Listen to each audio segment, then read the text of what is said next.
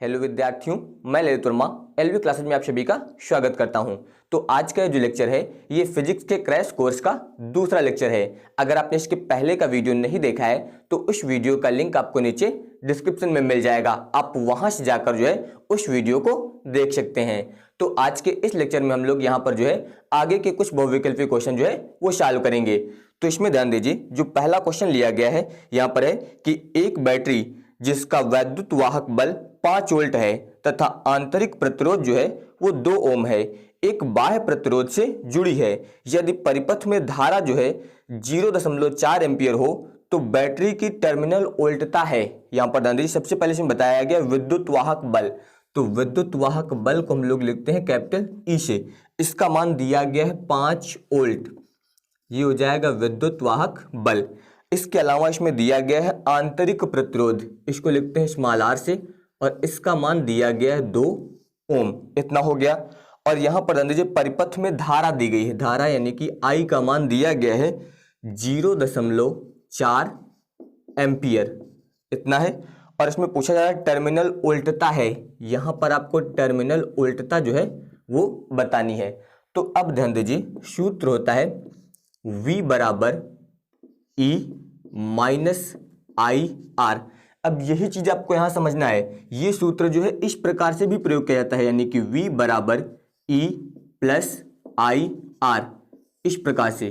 Condition आपको याद रखनी है, ये तब यूज होता है जब यहां पर हम लोग सेल को आवेशित करते हैं, यानी कि सेल को चार्ज करते हैं, तब वहां पर हम लोग इस सूत्र का प्रयोग करते हैं। और जब हम लोग सेल या बैटरी से धारा लेते हैं तो यहां पर इस सूत्र का प्रयोग किया जाता है। यहां पर परिपथ में धारा प्रवाहित हो रही है, इसका मतलब सेल से धारा ली जा रही है, इसलिए हम लोग यहां पर इस सूत्र का प्रयोग करेंगे। अगर सेल को हम लोग आवेशित करेंगे तो वहां पर जो है इस सूत्र का प्रयोग किया जाता है, ये आप लोग याद रखिएगा।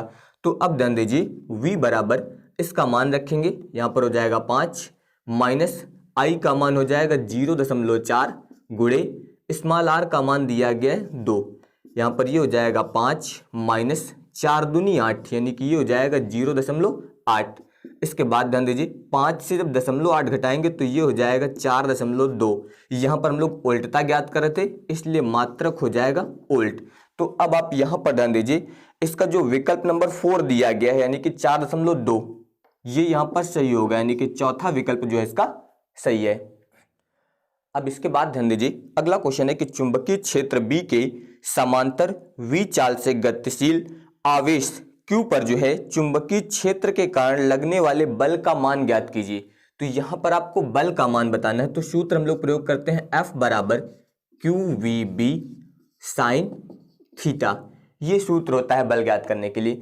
तो यहां पर ध्यान दीजिए बताया गया कि चुंबकीय क्षेत्र के समांतर V चाल से, तो समांतर गति कर रहा है, जब समांतर गति करता है तो वहां पर जो थीटा का मान प्रयोग किया जाता है वो 0 डिग्री प्रयोग किया जाता है। ये आप लोग याद रखिएगा कि समांतर गति कर रहा है, इसलिए थीटा का मान कितना प्रयोग करेंगे आप, 0 डिग्री। तो अगर ध्यान दीजिए यहां पर आप 0 रखते हैं तो साइन 0 का मान 0 होता है, याद रखिएगा कि जो साइन 0 होता है इसका मान 0 होता है। तो अगर यहां पर आप 0 रखेंगे तो साइन 0 हो जाएगा और इसका मान कितना होगा 0, और 0 से आप इसमें गुणा करेंगे तो बल कितना हो जाएगा यहाँ पर 0, यानी कि F का मान कितना आ जाएगा 0 आ जाएगा। तो यहां पर ध्यान दीजिए, जो इसका चौथा विकल्प दिया गया है ये यहां पर सही हो जाएगा।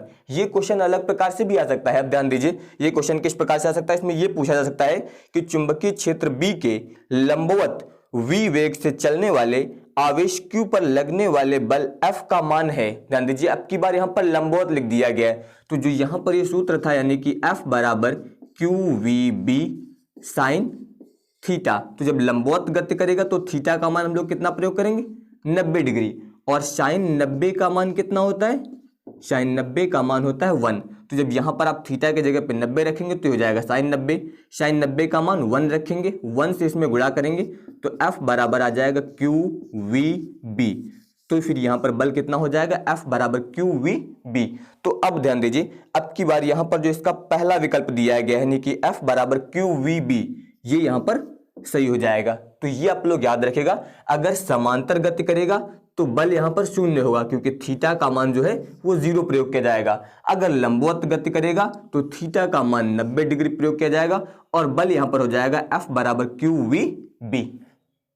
इसके बाद ध्यान दीजिए, अगला क्वेश्चन है यहाँ पर कि म्यू नॉट और एप्सिलॉन नॉट का मान है। यहाँ पर जो है आपको म्यू नॉट, इसके अलावा एप्सिलॉन नॉट का जो है मान बताना है। तो अब ध्यान दीजिए, आप लिख सकते हैं चूंकि म्यू नॉट बराबर होता है 4 पाई इंटू 10 की पावर -7, इतना होता है। इसके अलावा ध्यान दीजिए 1/4 पाई एप्सिलॉन नॉट बराबर होता है 9 गुणे 10 की घात 9, इतना होता है। तो अगर यहाँ से हम लोग एप्सिलॉन नॉट का मान ज्ञात करें तो ये इधर जाएगा, यानी कि ये हो जाएगा एप्सिलॉन नॉट बराबर, और ये यहाँ पर इसके बटे में आ जाएगा, यानी कि यहाँ पर हो जाएगा 1 बटे में दिया गया है 4 पाई, और यहाँ पर ध्यान दीजिए ये बटे में आ जाएगा तो इंटू में हो जाएगा 9 गुणे 10 की घात 9, इतना हो गया। अब यहाँ पर ध्यान दीजिए इन दोनों का आप गुणा करिए, यानी कि म्यू नॉट एप्सिलॉन नॉट बराबर, ध्यान दीजिए म्यू नॉट इसका मान हो जाएगा यहाँ पर 4 पाई इंटू 10 की पावर -7, फिर इंटू एप्सिलॉन नॉट का मान ये हो जाएगा 1/4 पाई इंटू 9 इंटू 10 की पावर 9। तो यहाँ पर ध्यान दीजिए 4 पाई से 4 पाई कैंसिल हो जाएगा, यानी कि यहाँ पर ये आ जाएगा 1 बटे में हो जाएगा 9 इंटू 10 की पावर, ध्यान दीजिए -7 है, अगर इसे हम लोग बटे में लाते हैं तो ये +7 हो जाएगा, और +7 और +9 जुड़ जाएगा, तो यहाँ पर ये 9 और 7 मिल के आ जाएगा यहाँ पर 16, यानी कि ये हो जाएगा 10 की घात 16। तो ये मान आ गया म्यू नॉट एप्सिलॉन नॉट का। आप इससे ऐसा लिख सकते हैं म्यू नॉट एप्सिलॉन नॉट बराबर 1 बटे, ध्यान दीजिए ये हो जाएगा 3 गुणे 10 की घात 8 का होल स्क्वायर, जब स्क्वायर करेंगे तो 3 त्रिक का 9, और यहाँ पर यह आ जाएगा 8 दूनी 16, इस प्रकार से। तो ये यहाँ पर जो है इसका मान हो जाएगा। तो अब आप यहाँ पर ध्यान दीजिए जो इसका विकल्प नंबर सेकंड दिया गया है ये यहाँ पर सही होगा, यानी कि इसका दूसरा विकल्प सही है। अब इसके बाद ध्यान दीजिए जो अगला क्वेश्चन है वो सेम इसी प्रकार से यहाँ पर दिया गया है म्यू नॉट एप्सिलॉन नॉट की होल पावर -1/2 का मान है। अब की बार यहाँ पर ध्यान दीजिए सेम इसी प्रकार से है, केवल अब की बार यहाँ पर इसके ऊपर पावर लगा दी गई है -1/2। तो अब ध्यान दीजिए इसका मान अभी आप लोगों ने ज्ञात किया है, यानी कि आप बता सकते हैं चूंकि म्यू नॉट एप्सिलॉन नॉट बराबर आया है 1 बटे, यहाँ पर आप लिखेंगे 3 इंटू 10 की पावर 8 का होल स्क्वायर, इतना है। तो अब ध्यान दीजिए अगर इधर हम लोग पावर लगा दें -1/2, यानी कि म्यू नॉट एप्सिलॉन नॉट की होल पावर -1/2, तो अगर इधर 1/2 करेंगे माइनस का तो इधर भी 1/2 हो जाएगा, यानी कि यहाँ पर आप लिखेंगे 1 बटे में हो जाएगा 3 इंटू 10 की पावर 8 का होल स्क्वायर की होल पावर हो जाएगा -1/2, दोनों तरफ लग जाएगा। अब इसके बाद ध्यान दीजिए इससे आप लिख सकते हैं 1 बटे में हो जाएगा यहाँ पर 3 इंटू 10 की पावर 8, इस प्रकार से 2 से ये वाला 2 कैंसिल हो जाएगा, तो यहाँ पर आएगा -1। अगर इससे आप ऊपर ले जाते हैं तो ये हो जाएगा 3 गुणे 10 की घात 8, इतना होगा। यहाँ पर ध्यान दीजिए -1 है, जब ऊपर जाएगा तो +1 हो जाएगा, तो ये इतना आ जाएगा। और ये मान जो आता है ये मीटर प्रति सेकंड में आता है, और 1 मीटर बराबर होता है 100 सेंटीमीटर। याद रखिएगा 1 मीटर बराबर कितना होता है 100 सेंटीमीटर, और 100 को आप लिख सकते हैं 10 की घात 2, तो इसका मतलब ये हो जाएगा 3 गुणे 10 की घात, ध्यान दीजिए 8 ये दिया गया है। अगर आप मीटर को सेंटीमीटर में बदलेंगे तो 10 की घात 2 और इसमें हो जाएगा, तो यहाँ पर ये बन जाएगा 10 की घात 10 सेंटीमीटर प्रति सेकंड, यानी कि म्यू नॉट एप्सिलॉन नॉट की होल पावर -1/2 का मान आ गया 3 गुणे 10 की घात 10 सेंटीमीटर प्रति सेकंड। और अगर मीटर प्रति सेकंड में लिखेंगे तो 3 गुणे 10 की घात 8 मीटर प्रति सेकंड आ जाएगा। तो यहाँ पर ध्यान दीजिए विकल्प में जो है इसमें सेंटीमीटर प्रति सेकंड में दिया गया, यानी कि इसका विकल्प नंबर जो सेकंड दिया गया, यानी कि 3 इंटू 10 की पावर 10, यहाँ पर इसका विकल्प नंबर जो सेकंड है वो सही होगा। अब इसके बाद ध्यान दीजिए यहाँ पर अगला क्वेश्चन है कि चुंबकीय क्षेत्र का मात्रक है, तो आपको चुंबकीय क्षेत्र का मात्रक बताना है। अब की बार चुंबकीय क्षेत्र का मात्रक, तो आप लोग याद रखिएगा कि चुंबकीय क्षेत्र का एक मात्रक होता है न्यूटन प्रति एम्पियर मीटर, इसके अलावा दूसरा मात्रक होता है वेबर प्रति मीटर स्क्वायर, इसके अलावा तीसरा मात्रक होता है टेस्ला, ये भी जो है यहाँ पर चुंबकीय क्षेत्र का मात्रक होता है। तो याद रखिएगा न्यूटन प्रति एम्पियर मीटर ये चुंबकीय क्षेत्र का मात्रक है, वेबर प्रति मीटर स्क्वायर ये भी चुंबकीय क्षेत्र का मात्रक है, इसके अलावा टेस्ला ये भी जो है चुंबकीय क्षेत्र का मात्रक है। तो यहाँ पर ध्यान दीजिए, इसका जो पहला विकल्प दिया गया वेबर प्रति मीटर स्क्वायर, ये यहाँ पर जो है सही हो जाएगा, यानी कि विकल्प नंबर 1 जो है सही है, क्योंकि ये जो है यहाँ पर चुंबकीय क्षेत्र का मात्रक होता है, ये भी होता है और ये भी होता है। तो यहाँ पर जो है इसमें विकल्प नंबर 1 आपका सही है। अब इसके बाद ध्यान दीजिए, अगला क्वेश्चन इसी में है कि L मीटर लंबाई के एक चालक तार को वृत्ताकार लूप में मोड़ा जाता है तथा I एम्पियर की धारा जो है प्रवाहित की जाती है, लूप का चुंबकीय आघूर्ण होगा। तो सबसे पहले ध्यान दीजिए, बताया गया कि L मीटर लंबाई के एक चालक तार को वृत्ताकार लूप में मोड़ा गया है। तो आप यहां पर लिखेंगे, चूंकि तार को वृत्ताकार लूप में मोड़ा गया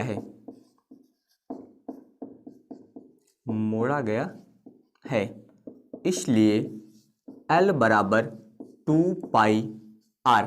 अब ध्यान दीजिए, जैसे कि मान लीजिए कोई तार है आपके पास, ये है तार, इसकी लंबाई है L, इस प्रकार से इसे जब आप वृत्त के रूप में मोड़ देंगे, यानी कि इस प्रकार से, तो जो तार की लंबाई थी, यानी कि ये वाला भाग जो बाहरी हिस्सा है, ये अब क्या बन जाएगा, यहाँ पर 2πr बन जाएगा, क्योंकि ये यहाँ पर वृत्त की परिधि बन गई है, और वृत्त की परिधि क्या होती है, 2πr।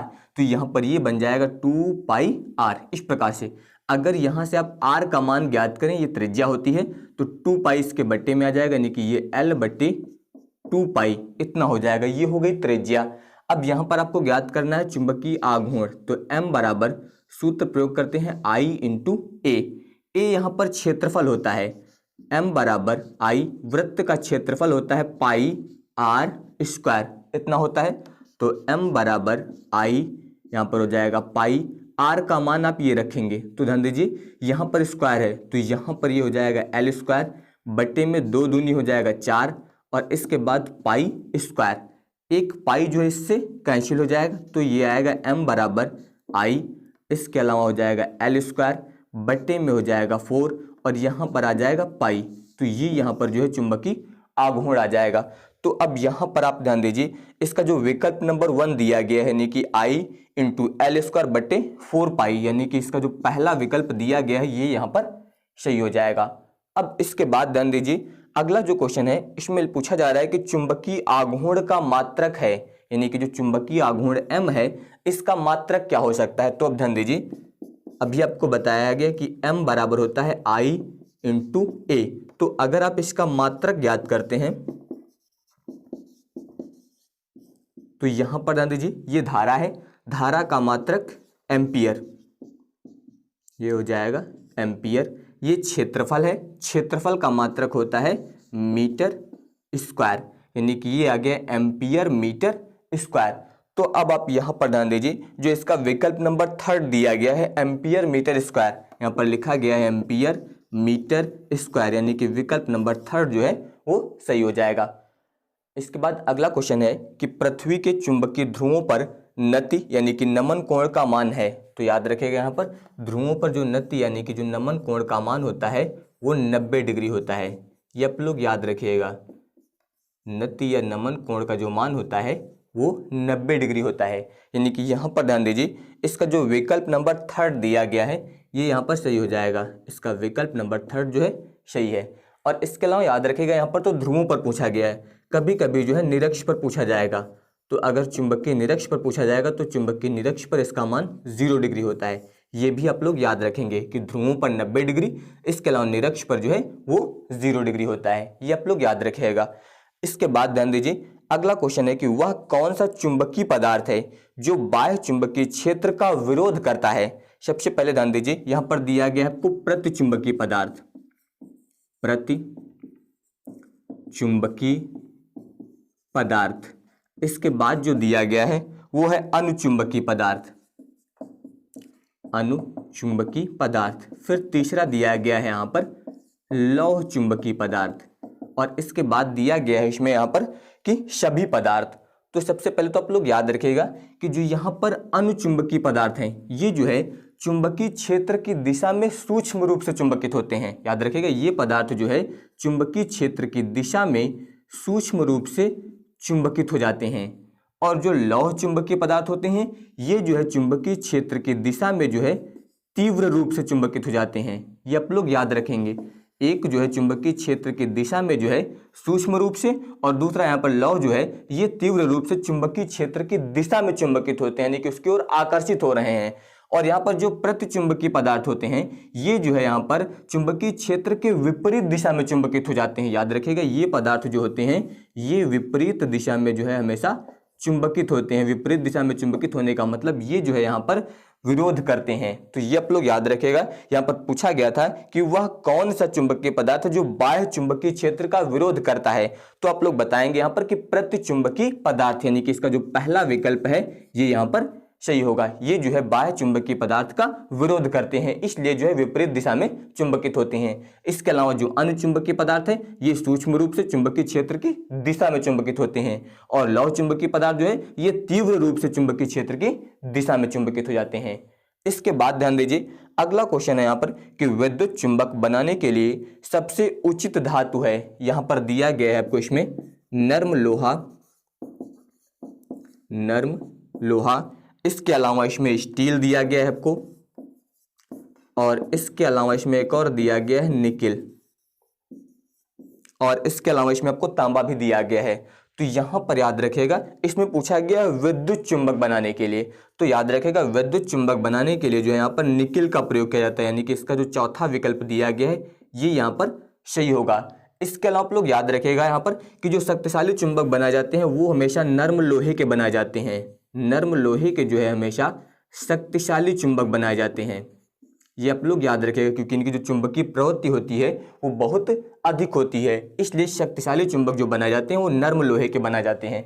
इसके अलावा आप लोग याद रखिएगा यहाँ पर कि जो स्टील दी गई है आपको, यहाँ पर ध्यान दीजिए स्टील, यहाँ पर स्टील की जो है धारण क्षमता बहुत अधिक होती है, इसलिए यहाँ पर जो स्थायी चुंबक बनाए जाते हैं वो हमेशा यहाँ पर याद रखिएगा स्टील यानी कि इस्पात के बनाए जाते हैं। ये आप लोग याद रखिएगा कि शक्तिशाली चुंबक जो है वो नर्म लोहे के बनाए जाते हैं, इसके अलावा स्थायी चुंबक जो है वो स्टील के बनाए जाते हैं, और विद्युत चुंबक जो है वो निकिल के बनाए जाते हैं, इसलिए यहाँ पर इसका विकल्प नंबर 4 जो है सही होगा।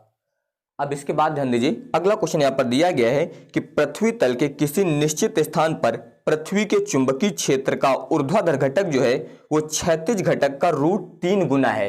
यहाँ पर जो ऊर्ध्वाधर घटक है वो यहाँ पर जो है क्षैतिज घटक का √3 गुना है। इस स्थान पर आपको नत्य कोण का मान बताना है।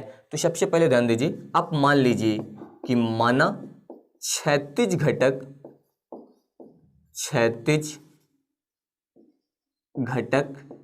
बराबर h, ये हो गया आपका क्षैतिज घटक। इसके अलावा ध्यान दीजिए ऊर्ध्वाधर घटक,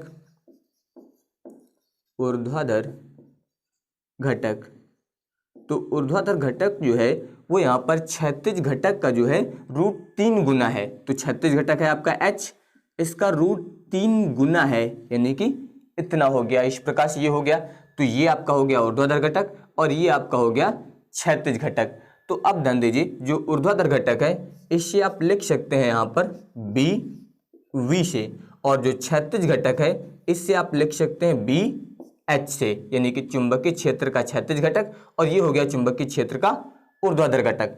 तो सूत्र होता है tan थीटा बराबर BV/BH, इस प्रकार से।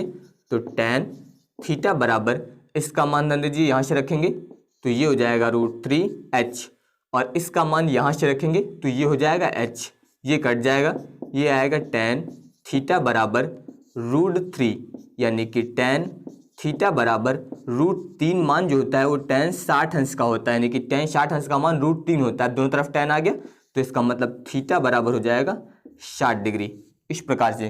तो यहाँ पर ध्यान दीजिए इसका जो विकल्प नंबर 4 दिया गया है ये यहाँ पर सही हो जाएगा।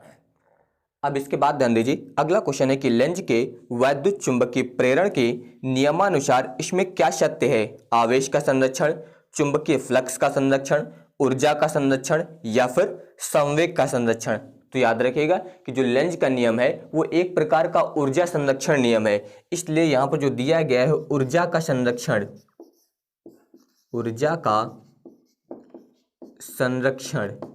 ये यहाँ पर सही होगा। तो तो ये आप लोग याद रखिएगा कि जो लेंज का नियम है ये एक प्रकार का ऊर्जा संरक्षण नियम है, इसलिए यहाँ पर जो है लेंज के नियमानुसार ऊर्जा का संरक्षण जो है सही होगा। इसके बाद ध्यान दीजिए अगला क्वेश्चन दिया गया कि प्रेरकत्व का मात्रक है, आपको यहाँ पर प्रेरकत्व का मात्रक बताना है। प्रेरकत्व का मात्रक, प्रेरकत्व को हम लोग लिखते हैं L से, इसका मात्रक बताना। तो ध्यान दीजिए सूत्र होता है L बराबर माइनस ई बटे में होता है डेल्टा आई बटे डेल्टा टी। ये पलट के ऊपर जाएगा तो L बराबर हो जाएगा माइनस ई। इसके बाद ये जब पलट के ऊपर आएगा तो ऊपर हो जाएगा गुणे में डेल्टा टी और बटे में हो जाएगा डेल्टा आई। इस प्रकार से इतना होगा। तो जब यहाँ से हम लोग इसका मात्रक ज्ञात करेंगे तो L का मात्रक बराबर ई, यहाँ पर ध्यान दीजिए विद्युत वाहक बल है तो इसका मात्रक होता है वोल्ट, तो यहाँ पर आप लिखेंगे वोल्ट। इसके बाद गुणे यहाँ पर समय दिया गया है, इसका मात्रक होता है सेकंड। इसके बाद बटे यहाँ पर है धारा, धारा का मात्रक होता है एम्पियर। तो इस प्रकार से इसका मात्रक क्या आ गया वोल्ट इंटू सेकेंड और बटे में क्या आ जाएगा एम्पियर। इसके अलावा ध्यान दीजिए यहाँ पर होता क्या है, एक सूत्र आपको पढ़ाया गया है, R बराबर होता है V बटे I। ये प्रतिरोध है, ये यहाँ पर विभव है और ये धारा है। प्रतिरोध का मात्रक होता है ओम बराबर यहाँ पर विभव का मात्रक होता है वोल्ट और बटे में धारा का मात्रक होता है एम्पियर। तो यहाँ पर ध्यान दीजिए वोल्ट बटे एम्पियर, वोल्ट बटे एम्पियर, इसे आप क्या लिख सकते हैं ओम लिख सकते हैं। तो यहाँ पर ये हो जाएगा ओम और इसके बाद ध्यान दीजिए इनटू में आप लिख सकते हैं यहाँ पर सेकेंड, इससे आप ऐसा भी लिख सकते हैं ओम और यहाँ पर ये हो जाएगा सेकेंड। तो अब ध्यान दीजिए यहाँ पर इसका जो विकल्प नंबर 1 दिया गया है ओम सेकेंड, ये यहाँ पर सही हो जाएगा। इसके अलावा ये मात्रक भी आपको याद रखना है वोल्ट सेकेंड और आप बोल सकते हैं प्रति एम्पियर, ये मात्रक भी यहाँ पर प्रेरकत्व का हो जाएगा। अब इसके बाद ध्यान दीजिए अगला क्वेश्चन है यहाँ पर कि L बाई आर का विमी सूत्र है। आपको यहाँ पर जो है L बाई आर का विमी सूत्र ज्ञात करना है, विमी सूत्र। तो ध्यान दीजिए विमी सूत्र ज्ञात करने के लिए यहाँ पर आपको L यानी कि प्रेरकत्व का विमी सूत्र पता होना चाहिए, R इसके अलावा प्रतिरोध का विमी सूत्र पता होना चाहिए। अगर आपको ये दोनों विमी सूत्र नहीं पता है तो आप किस प्रकार से ज्ञात करेंगे, ध्यान दीजिए यहाँ पर आप लिखिए पहले L का मात्रक और बटे में लिखेंगे आप R का मात्रक, इस प्रकार से। अब ध्यान दीजिए L का मात्रक, इसका मात्रक अभी आपको ज्ञात करना बताया गया है। यहाँ पर ध्यान दीजिए L का मात्रक है वोल्ट इंटू सेकेंड और बटे में एम्पियर। तो यहाँ पर आप लिखिए, यहाँ पर हो जाएगा वोल्ट इंटू में हो जाएगा सेकेंड और बटे में हो जाएगा एम्पियर। इस प्रकार से ये मात्रक हो गया L का। इसके बाद बटे में ध्यान दीजिए यहाँ पर दिया गया है प्रतिरोध, प्रतिरोध का मात्रक क्या होता है, ध्यान दीजिए R यहाँ पर प्रतिरोध होता है, इसका मात्रक आप लिख सकते हैं ध्यान दीजिए ओम, या फिर ओम किसके बराबर होगा वोल्ट और बटे एम्पियर। तो इस R की जगह पे आप लिख सकते हैं वोल्ट और बटे में हो जाएगा एम्पियर। तो यहाँ पर ध्यान दीजिए एम्पियर से एम्पियर कट जाएगा, वोल्ट से वोल्ट कट जाएगा, यानी कि यहाँ पर मात्रक क्या आ गया सेकेंड।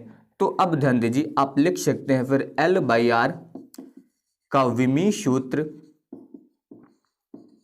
तो अब ध्यान दीजिए सेकंड आया है, सेकंड यानी कि समय के लिए, तो इसका विमी सूत्र हो जाएगा T, इतना। तो अब ध्यान दीजिए यहां पर जो इसका विकल्प नंबर 1 दिया गया है ये सही हो जाएगा।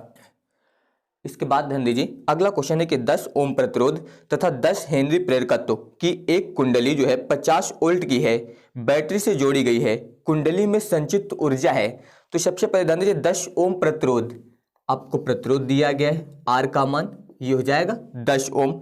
इसके बाद 10 हेनरी प्रेरकत्व, L का मान आपको दिया गया है 10 हेनरी और इसके बाद लिखा है 50 वोल्ट की है। ध्यान दीजिए कुंडली जो है वो 50 वोल्ट की है, यहाँ पर आपको विभवांतर भी बताया गया है 50 वोल्ट, इतना हो गया। यहाँ पर बैटरी से जोड़ी गई है, कुंडली में संचित ऊर्जा है, यहाँ पर आपको कुंडली में संचित ऊर्जा जो है वो ज्ञात करनी है। तो सबसे पहले ध्यान दीजिए एक सूत्र होता है V बराबर आई आर। अगर यहाँ से आप धारा ज्ञात करें यानी कि I का मान, तो ये बटे में आ जाएगा यानी कि V बटे में हो जाएगा R। V का मान आपको यहाँ पर दिया गया है 50, R का मान ये दिया गया है 10, 10 से भाग करेंगे तो 10 बचे 50 यानी कि 5 एम्पियर, ये आ गई धारा। अब इसके बाद सूत्र ध्यान दीजिए, ऊर्जा का आपको यहाँ पर लगाना है, तो U बराबर होता है हाफ L I स्क्वायर, इतना होता है। इसमें मान रखेंगे तो 1/2, L का मान दिया गया है यहाँ पर 10 गुणे यहाँ पर हो जाएगा 5। इस प्रकार से ध्यान दीजिए, यहाँ पर स्क्वायर है तो यहाँ पर हो जाएगा 5 का स्क्वायर, क्योंकि I का मान 5 आया था, यहाँ पर हो जाएगा 5 स्क्वायर। इसके बाद ध्यान दीजिए 2 से इसको आप कैंसिल कर दीजिए, 2 पंचे 10, तो ये आ जाएगा 5 गुणे 5 हम 25। इसके बाद 25 का गुणा 5 में करेंगे तो ये हो जाएगा 125। ऊर्जा ज्ञात कर रहे हैं इसलिए जूल। तो अब ध्यान दीजिए यहाँ पर जो इसका पहला विकल्प दिया गया है 125 जूल, ये यहाँ पर सही हो जाएगा। अब इसके बाद ध्यान दीजिए अगला क्वेश्चन यहाँ पर दिया गया है कि एक अमीटर का प्रत्यावर्ती धारा परिपथ में पाठ्यांक जो है वो 4 एम्पियर है, परिपथ में धारा का शिखर मान ज्ञात कीजिए। तो यहाँ पर ध्यान दीजिए प्रत्यावर्ती धारा परिपथ में जो पाठ्यांक दिया गया है, यानी आपको जो मान दिया गया वो दिया गया है IRMS का, इसका मान दिया गया है 4 एम्पियर, और आपको धारा का शिखर मान यानी कि I0 का मान ज्ञात करना है। तो सूत्र होता है I0 बराबर √2, यहाँ पर हो जाएगा IRMS, ये सूत्र होता है। तो I0 बराबर √2 गुणे धारा का मान यहाँ से रखेंगे 4, तो ये हो जाएगा I0 बराबर, यहाँ पर लिखेंगे आप 4, इसके बाद हो जाएगा √2 एम्पियर, ये यहाँ पर इसका आंसर होगा। तो अब ध्यान दीजिए यहाँ पर इसका विकल्प नंबर 3 जिसमें लिखा है 4√3, ये यहाँ पर सही हो जाएगा। इसके बाद अगला क्वेश्चन है कि किसी LCR श्रेणी परिपथ के लिए अनुनाद की स्थिति में धारा तथा लगाई गई उल्टता के बीच कलांतर होगा। तो यहाँ पर आपको धारा और इसके अलावा जो है उल्टता के बीच का कलांतर ज्ञात करना है, और आपको बता दिया गया है अनुनाद स्थिति में। तो यहाँ पर ध्यान दीजिए आप लिखेंगे अनुनाद स्थिति। तो अनुनाद की स्थिति में जो है प्रेरण प्रतिघात जो होता है वो धारितीय प्रतिघात के बराबर हो जाता है, यानी कि XL का मान जो है वो XC के बराबर हो जाता है। इसके बाद आप लिखेंगे LCR परिपथ के लिए। तो LCR परिपथ के लिए सूत्र होता है tan phi बराबर XL डिफरेंस XC बटे R, इतना होता है। तो अब ध्यान दीजिए यहाँ पर XL जो है वो किसके बराबर है, XC के बराबर है। तो अगर ये दोनों संख्याएं बराबर हैं तो इससे जब इसको घटाएंगे तो इसका मान कितना आ जाएगा, 0 आ जाएगा, क्योंकि ये दोनों बराबर हैं। तो अगर ये 0 आ जाएगा तो बटे में R, यानी कि बराबर कितना आ गया यहाँ पर 0, यानी कि tan phi बराबर आया 0। तो इसका मतलब यहाँ पर हो जाएगा tan phi बराबर 0 मान होता है tan 0 का, तो इसका मतलब phi बराबर कितना आ जाएगा, 0 आ जाएगा।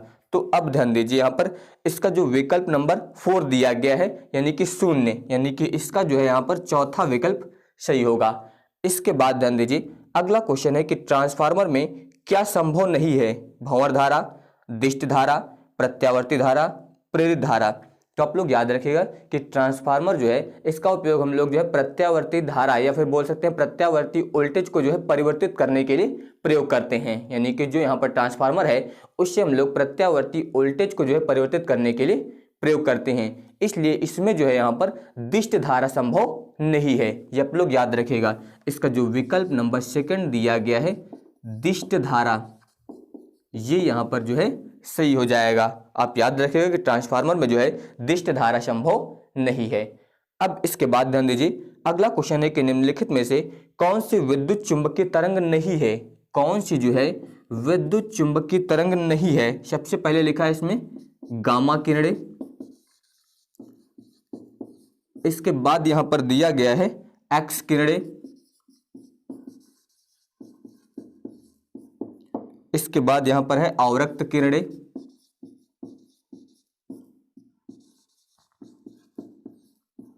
और लास्ट में दिया गया है बीटा किरणें। और इसमें पूछा गया है कि कौन सी जो है विद्युत चुंबकीय तरंगे नहीं है। तो ध्यान दीजिए गामा किरणें ये विद्युत चुंबकीय तरंगे होती हैं, एक्स किरणें ये भी विद्युत चुंबकीय तरंगे होती हैं, अवरक्त किरणें ये भी विद्युत चुंबकीय तरंगे होती हैं, लेकिन जो बीटा किरणें हैं ये विद्युत चुंबकीय तरंगे नहीं होती हैं। इसका मतलब यहाँ पर जो है इसका चौथा विकल्प सही हो जाएगा, यानी कि बीटा किरणें जो है विद्युत चुंबकीय तरंगे नहीं होती हैं।